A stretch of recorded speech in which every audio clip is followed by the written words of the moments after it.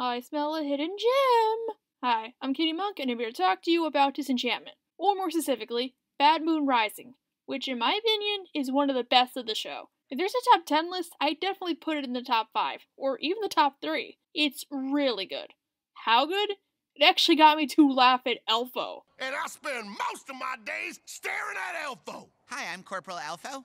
It's hilarious, it shows a lot of character development, and it's one great punchline. I can't wait to talk about it. So let's discuss. Bean and Elfo return to Dreamland after what happened abroad. Both are still dealing with heartbreak. Don't really care about Elfo and a forking steamship, but remember Bean and Mora? No, wait, that was a dream. What is? As you might imagine, Bean is taking her first heartbreak pretty horribly, dream or not. She appears to be in a bit of a mood. When Lucy offers her beer, she refuses. Bean not drinking, something is off. She wants nothing more than to be alone and to wallow. Too bad in the time she's been gone, Zog's lost his mind. He's not totally gone, but... Did you get jazzed? I did.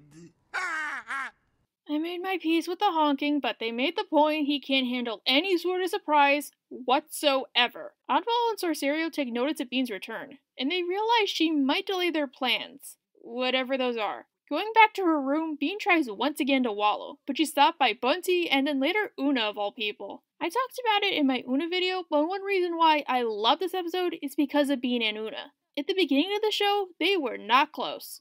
You know what, Una? You're insane! Why don't you just get out of here? Because Bean couldn't move past Dagmar's death, she couldn't bond with Una. And not helping matters is the fact that Una had the child that misplaced Bean in the line of succession. Oh, yes, evil stepmother trope is very problematic. But because Dagmar revealed her true colors, time and time again, Bean knows full well not to trust her. And now I'm a jealous, manipulative mess because you won't do what I say! And mom or not, she was not a good person. Unlike my daughter, who never finished anything in her life other than a pint of beer.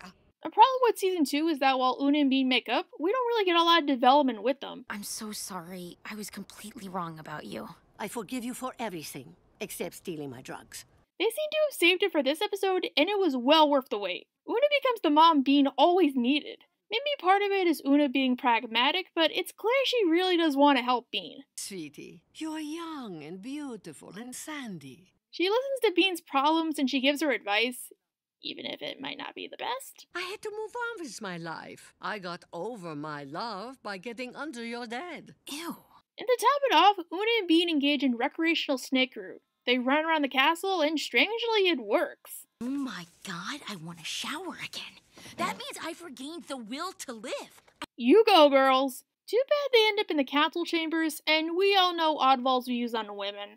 On the way out, Bean overhears some important information. The secret society killed Yogg, Bean's uncle, and it seems as though they're going to do the same to Zog, to hasten his demise. It will begin and end during the next full moon. Now, another reason why I love this episode is because of what happens next. Bean tells Una about the murder plot and about what happened to Yogg, who turns out to be Una's lost love. Okay, one complaint I do give this whole revelation is that it's cool, but it really plays no role after it gets revealed. It does kind of fit into the family curse thing, but I don't really think Una and Yogg needed to be involved. Una would probably be helping Bean anyways. And from their wording, it felt like Una married Zog right after he lost Yogg. Zog reminded me of Yogg. Unfortunately, Zog had all of Yogg's bad qualities and none of his good ones. Even though season 1 established it was a political alliance so Zog could have a canal. And Zog didn't marry Dagmar until after he became king. So Una would have had to wait a few years if that was the case. It's a nitpick, but otherwise, let's continue. Bean realizes for, the 12th time, that Oddball might be bad, so she gets Elfo and Lucy to raise an army. Another reason why I put this in the top 3 is because this is the biggest sign of Bean's character development. A complaint the show gets is Bean's kind of static, and she doesn't really change. While I agree to an extent, I don't think that's entirely true. Bean's development, at least for me, is more subtle than noticeable. It's not Bojack cutting his hair and wearing a scarf, but personality-wise, there is a big difference between Season 1 Bean and Season 3 Bean. Interest-wise, yeah, they're the same, but think about it this way. Season 1 Bean would never cooperate with Una, or lean on her as a confidant, as she does here. And if Zog was going mad and there was a murder plot, she'd probably help them in exchange for getting rid of Derek or hightailing it. Even if the kingdom wasn't protected, why would she care? She's not next in line, make it Derek's problem. Here, Bean has really matured. She still drinks, obviously, and parties, but through her adventures, she's learned she actually has some sense. She has a kingdom worth saving. Props to the show. Also, FYI, I might be making a character analysis journey on Bean, and if I do, I am definitely including this episode. Anyways, I might have repeated myself, but I really find this episode hilarious. Oh, greedy. You took 4 times the amount I did, so there is nothing left. This was one of the first episodes that had me laughing the whole way through. Lucy, even if I said he's flawed, he's hilarious. Eric Andre seems to be having a blast playing him, especially now. Because of how loud he is, they're ultimately able to get so many volunteers. And murder with no consequences? And later when he's a drill instructor, he milks it for all it's worth. Move it, you dirty maggots, and Mertz's mom! Meanwhile, Bean and Una go to spy on Cesario and Oddball, and they seem to be getting ready for the assassination attempt. They're gathering fancy books, they're getting knives, the works. Finally, we get to the full moon, and it seems like the secret society is ready. Despite Una's advice, Bean goes to the secret society. Una runs out, and in that moment, Oddball sneaks in. Also, can we discuss how regardless of the occasion, Bean always wears her boots? I didn't notice it until this episode, but she really always does. Left alone, Zog is at Oddball's mercy. He comes inside to tell Zog to go downstairs at midnight for a special surprise. Well, all right, leg of mutton. Leg of chicken.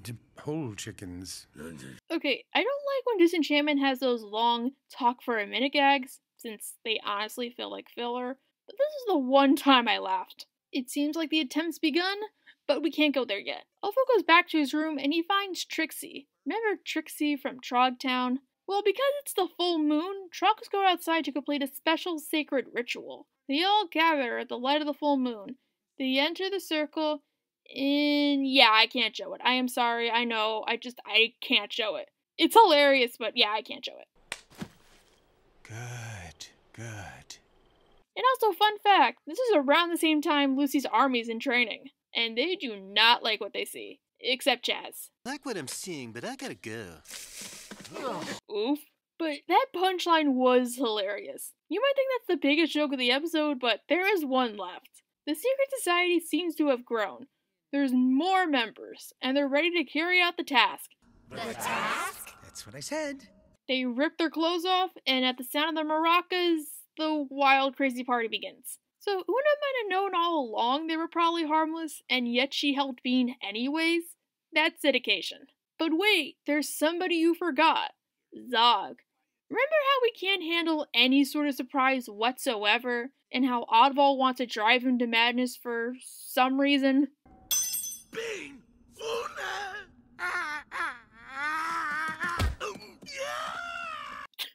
Okay, if I'm being honest, this is probably the hardest I ever laughed at Disenchantment. It must have been for a solid 10 minutes the first time.